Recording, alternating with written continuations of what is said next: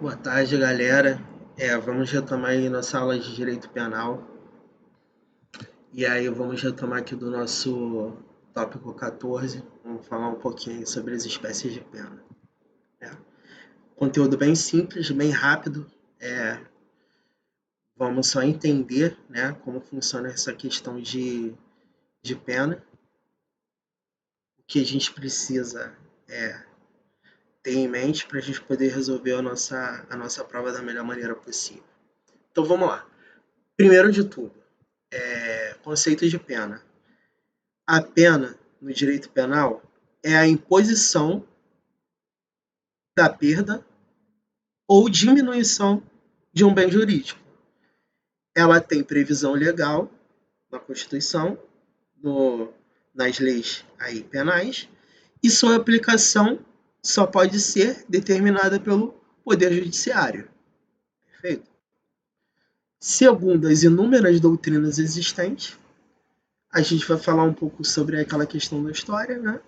A sanção penal ela tem a finalidade retributiva, né? Imposição da privação de liberdade, né? Ela tem caráter preventivo, visa evitar a prática de um crime, e a pena ela deve ter caráter ressocializador, objetiva, ela tem um objetivo de trazer a readaptação social daquele indivíduo que comete aquele delito, sendo uma resposta estatal ao infrator. Perfeito? Essas são as finalidades da pena. Então, quando a gente pensar em pena, a gente pensa em três finalidades: retributiva, né? Quando a gente tem a imposição da privação de liberdade ou outras medidas também. A preventiva, né? Ela visa evitar alguma prática de crime. E a ressocializadora, né? A própria palavra ressocializadora a gente já consegue ter uma identificação de qual é o objetivo dela. Então vamos lá.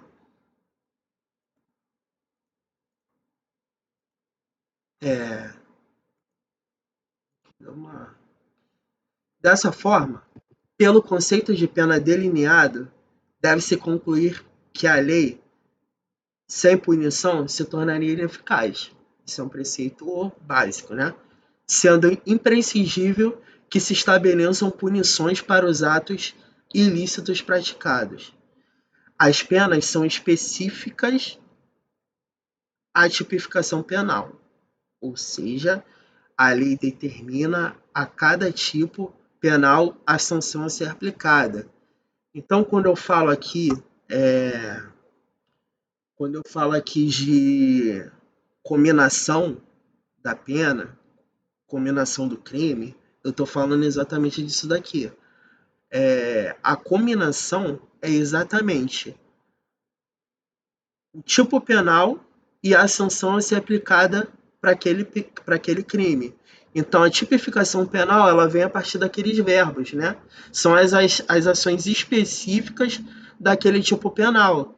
Então, a gente tem aí aqueles verbos, né, do infinitivo que vão caracterizar o que vai ser o crime. E logo após a gente tem a pena cominada, ou seja, a pena cominada é a sanção a ser aplicada a cada crime. Então, vamos às espécies da pena, para a gente poder ficar claro. As penas em espécie se encontram regradas em nosso Código Penal e assim são consideradas. Então, a nossa base legislativa aqui é o artigo 32 do Código Penal.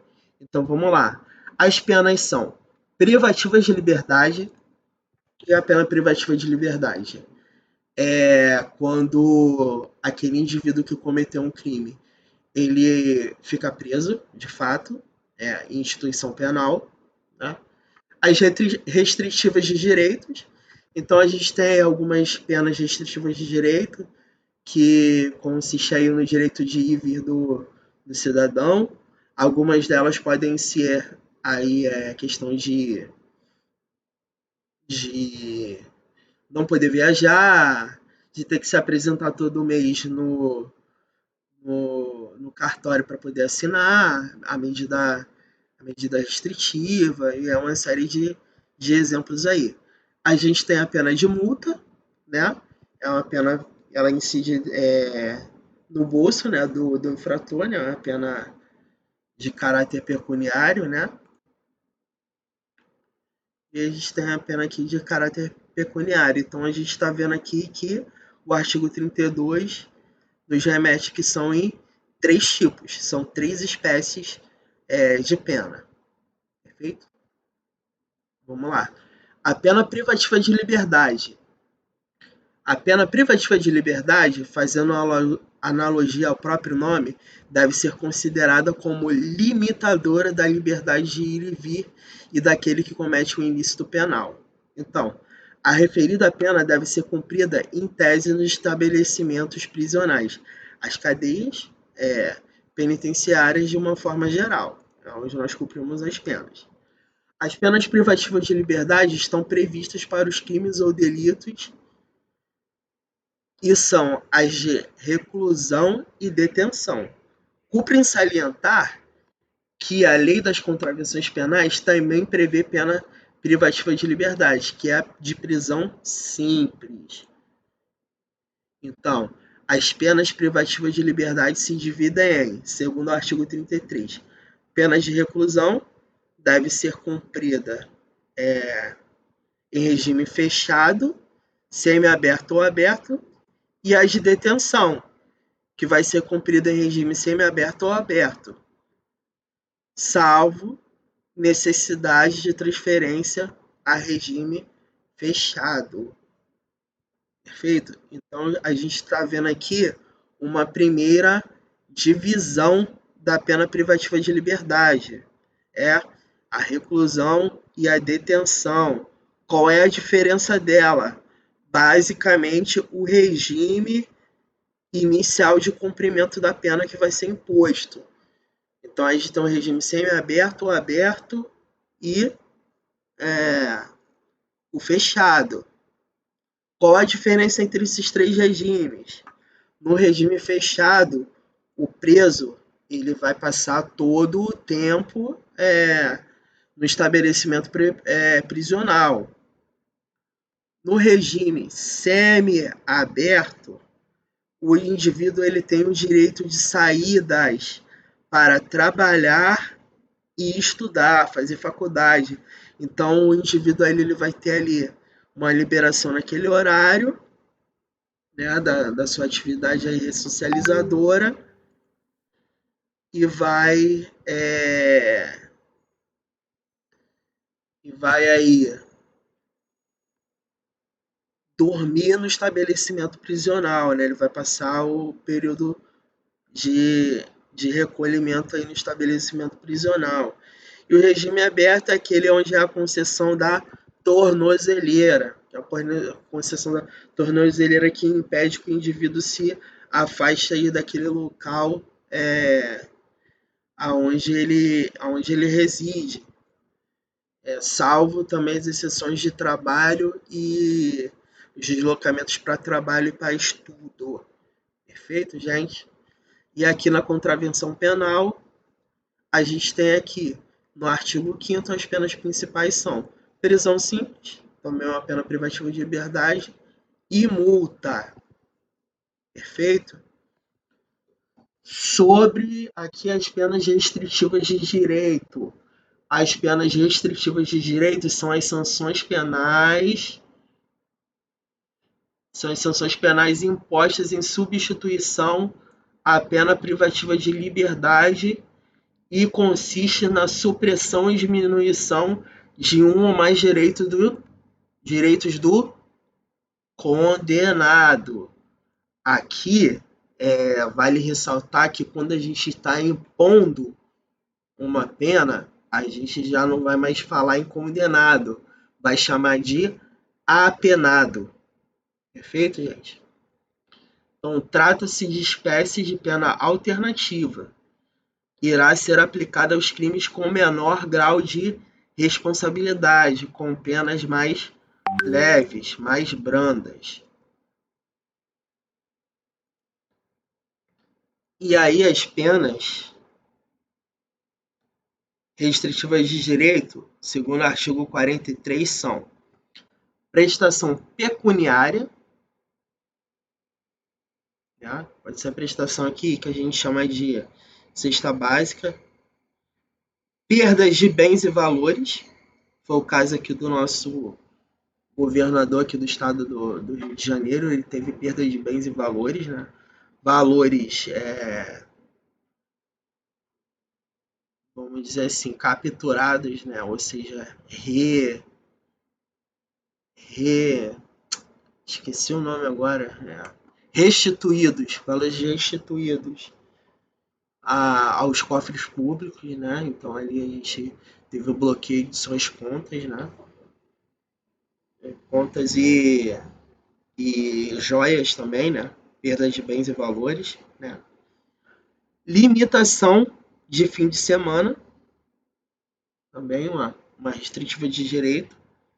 Prestação de serviço à comunidade ou a entidades públicas, né?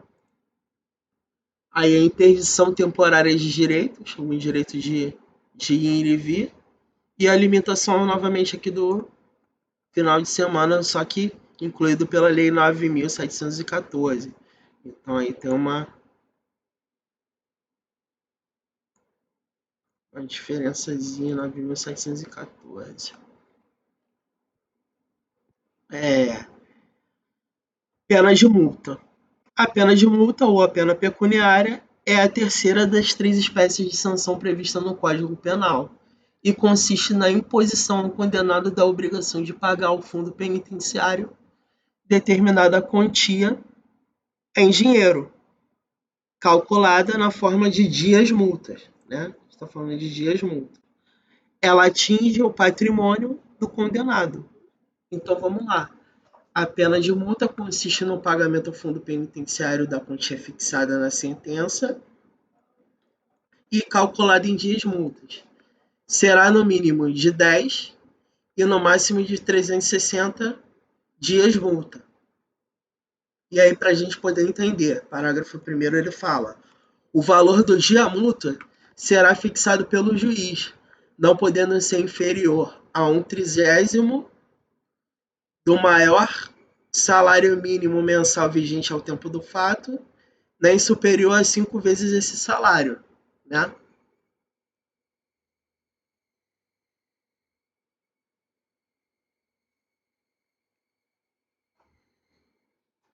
Então aqui a gente está olhando para o salário mínimo nacional e a partir dele a gente vai dividir por 30.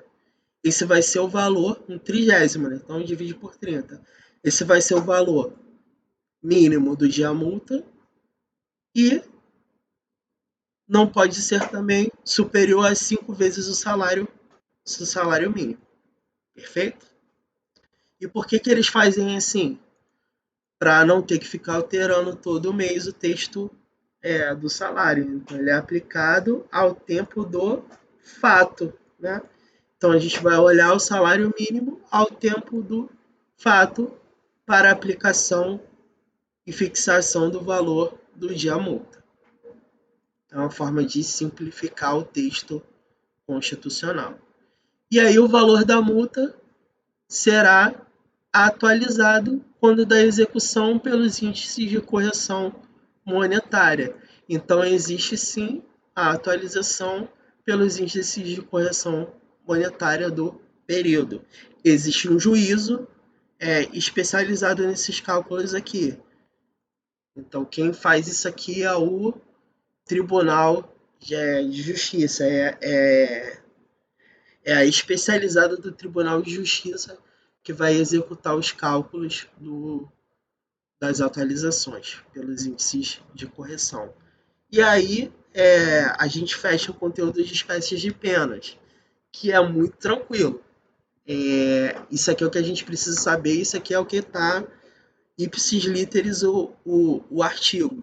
Então é uma matéria bem leve para a gente poder aí seguir com o nosso conteúdo aí de direito penal. Qualquer dúvida, não hesitem em me procurar.